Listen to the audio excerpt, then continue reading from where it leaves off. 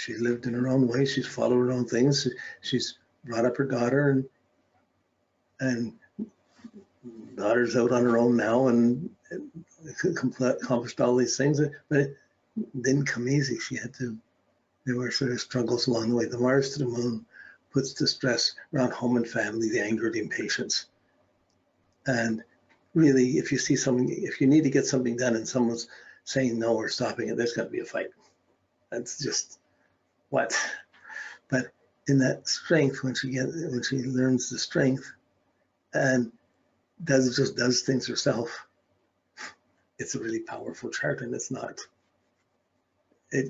solves the anger. So becoming the yoga teacher, she's really good yoga teacher, and so she's her energy got channeled well. She got mostly controlled of the anger.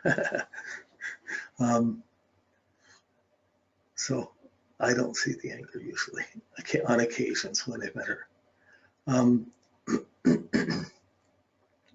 But there's always something going on, something happening, something to be done, something to do, and that's the Aries moon. Okay.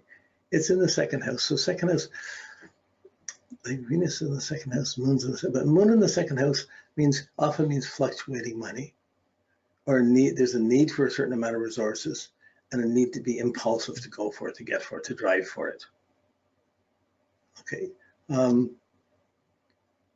But even with family, it implies there's an argumentative side here, a pushy side here. She's not a passive person. If there's a push comes to shove, she's shoving back or pushing. That's the moon in Aries. She needs to achieve things, needs to take care of things, knows what she needs and can go get it. It's the Mars rulership. But there's a stress. You use the moon sign in the sign it's in and in the house it's in, but the aspect just tells you there's a stress there coming from Mars. It takes away a little piece sometimes. Okay, but it's good for directly into dance, into drumming, into yoga, into exercise. It's all the right directions around that. She uses it. So, okay. Her Mercury, it's 10 degrees. I guess you'd call it conjunct to the sun, and in Aquarius, it's the rational thinking, determined, but her Mercury has only one difficult aspect. It's strong being to the sun. There's a need to express, to teach, to write, to explain. She does all these things. The Mercury squares the Neptune. So the Neptune up in the 10th house, this and conjunct to midheaven, there's a confusion around. There's an idealism of what work I should do. I want to be the teacher, the healer, and I want to do this. That's there.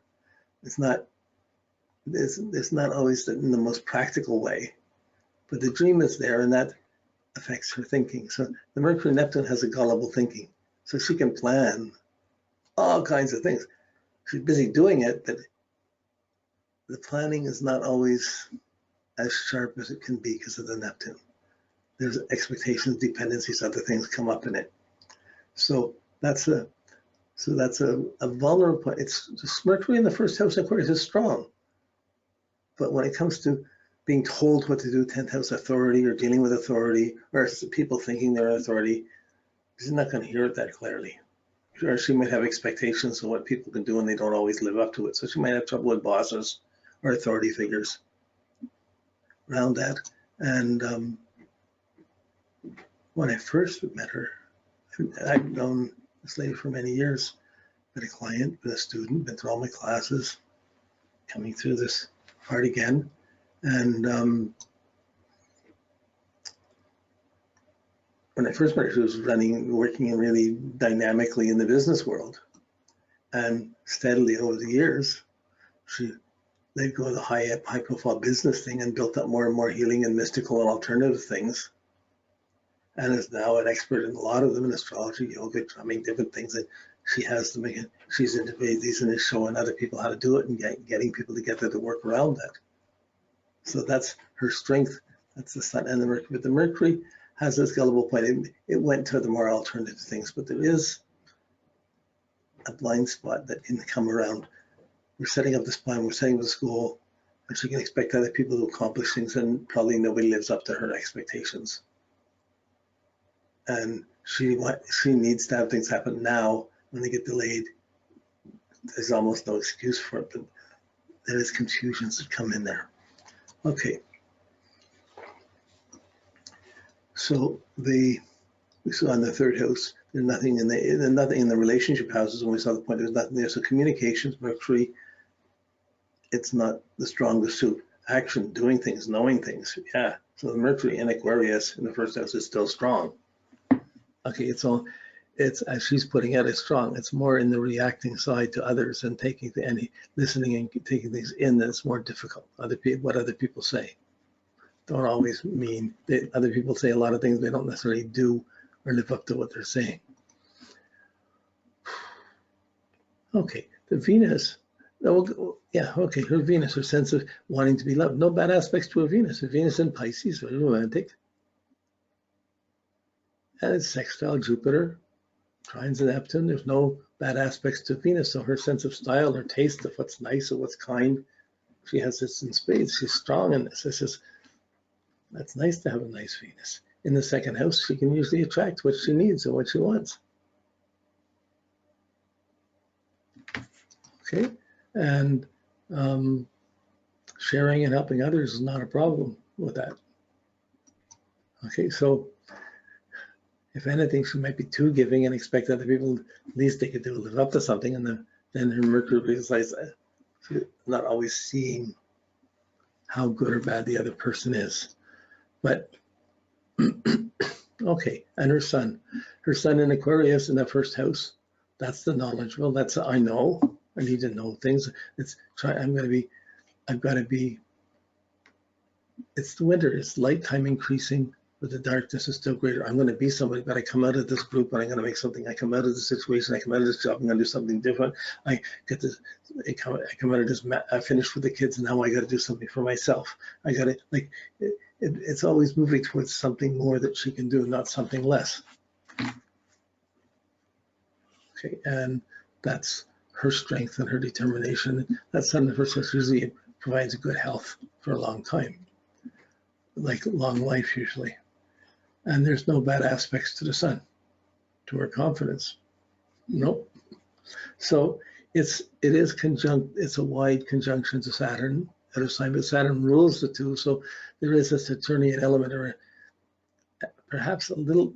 I wouldn't call it inhibition. There's a certain sense of restraint and a need to work hard at things to make things best to work. There's a strong work ethic that comes in there. Again, no bad aspects to the Saturn. It's conjunct Jupiter. That's really fortunate. A good sense of timing, where things should be, what she's going. So she sees everything the way it needs to be.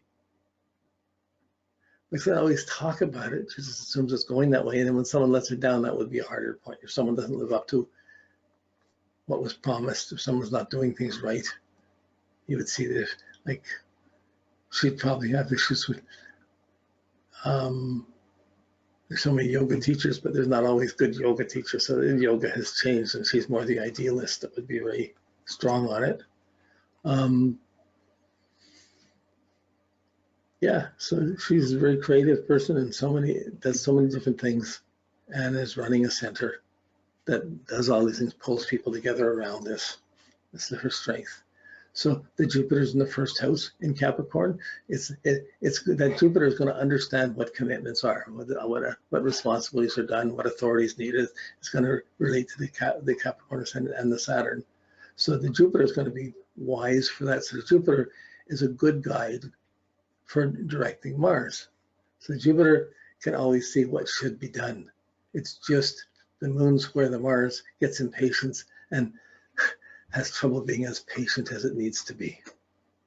The moon rules Mars, Mars rules the moon. They're both affected each other. So family, little things tend to set her off, but not from the big plan. Okay, the other planets, Uranus and Pluto in the 8th house. There's not bad aspects to it, but there's still, Uranus means changes, sudden changes, and a certain instability around relationships, around sharing of money, around trust.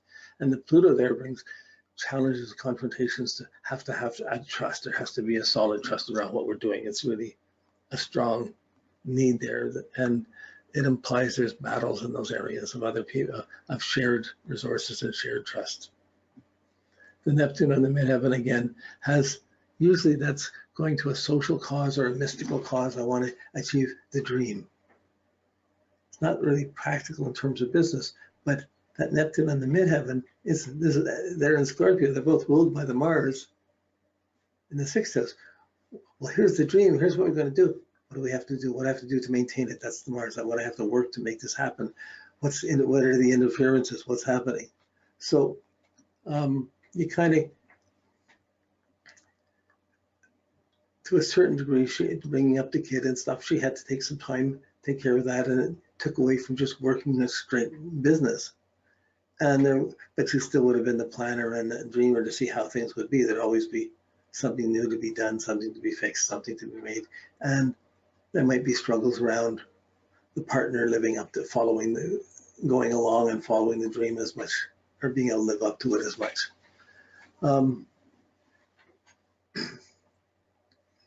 Yeah, when you look at the angles, the motivation by Venus, motivation by Taurus, motivated to be secure. She's always had a nice home, beautiful night, beautiful place, nice, motivated to have that nice security.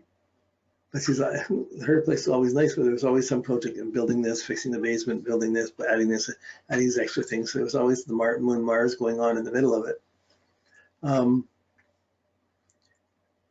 Again, the IC opposes the Neptune. So who's doing what work? How much is there? There's a need for that stability and need to be appreciated. Venus, and the Venus is not afflicted. So having the nice taste and knowing what's nice, she's going to know.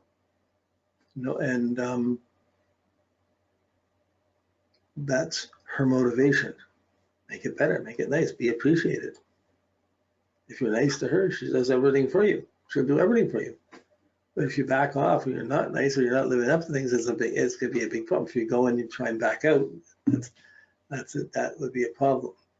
But there's implying some confusion around what's expected of her to do, what she expects of others to do, who ends up having to do it, what gets done when, like that.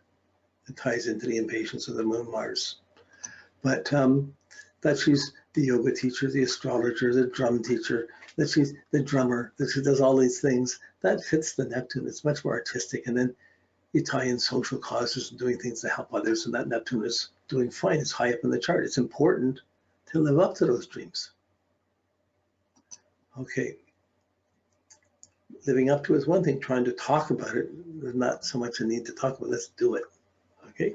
So, yeah. Okay. So that's a fairly good run at it. We got a good sense of the chart. Now we're just going to. This is the transiting chart. So when we just look at the transits right now, we're in November 2019. Saturn and Pluto are coming in January. They'll be conjuncting each other right on top of her Saturn. She gets her Saturn return with Pluto right there. And Jupiter is in the 12th right now, but it's coming up to join it. So there'll be Jupiter, Saturn, and Pluto all in her first house. And they're all, and even if Pluto's conjuncting with Saturn, there's some serious decisions being made, but there's a lot of good fortune and luck coming along with it. And it does represent the whole next 30 years. It's really a big turning point. And I'm just talking a little bit from the chart. We're going to go through our normal steps, but this you see another chart. We just had the new moon in Sag. Okay, so we're Neptune. Right now the Neptune's coming down and it's just going back and forth over Venus. Whoa, confusion around relationships, around money, around resources. Okay, and Uranus has just gone into Taurus. It's going to hit the IC, which is going to change the foundations. But at the same time, it's squaring the sun, going back and forth to squaring the sun. So it's disrupting, challenge, shaking up the confidence. So we can see the pile of things coming on. You get all the aspects, you can see it, but really you're better off to take one at a time and work it like we usually do to get the texture of how things are evolving around us. See, when you go to talk to her, you can follow these streams, these time streams. We got our chart here again. I have it on the side now, so we want to look at the Saturn cycles. Okay.